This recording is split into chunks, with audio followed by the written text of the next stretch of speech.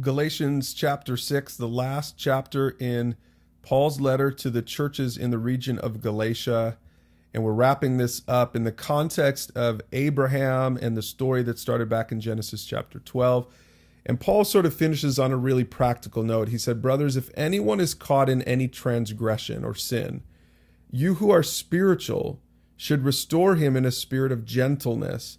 You know, sometimes Paul could be seen as being pretty harsh because he was so passionate about the message that he was trying to spread to Jews and Gentiles alike.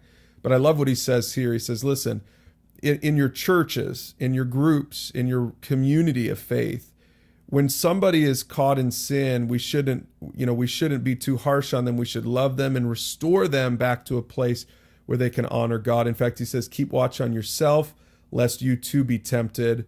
And I love what he says in verse 2, bear one another's burdens and so fulfill the law of Christ.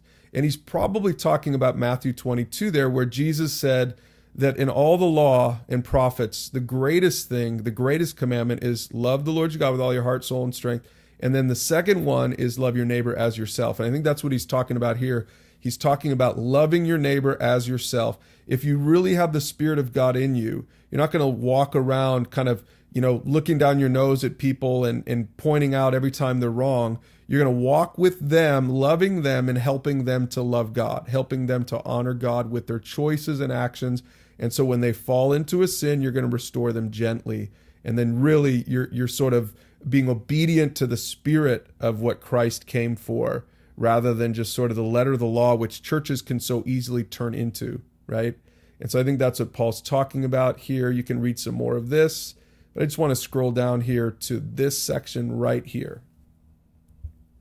Paul says, for neither circumcision counts for anything, nor uncircumcision. And he's kind of echoing what he had said in the previous chapter.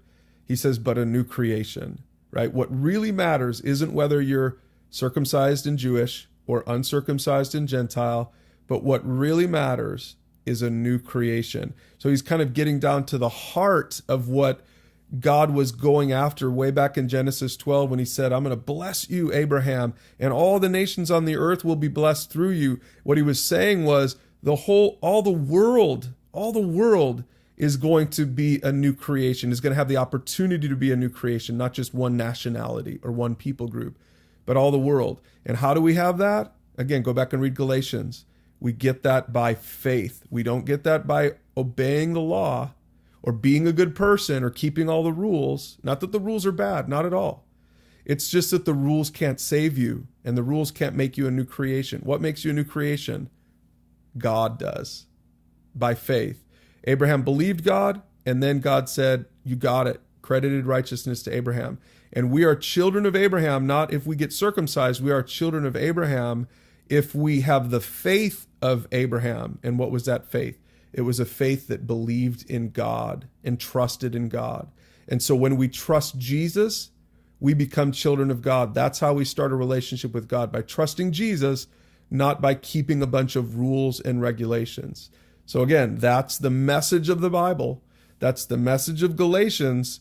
And that's actually a message that started all the way back in Genesis. And that's why we'll go back there tomorrow as we continue our daily journal on the life of Abraham. So read chapter 6 in Galatians, and then join us tomorrow as we go backward into the Old Testament and uncover some more truth from the Old Testament.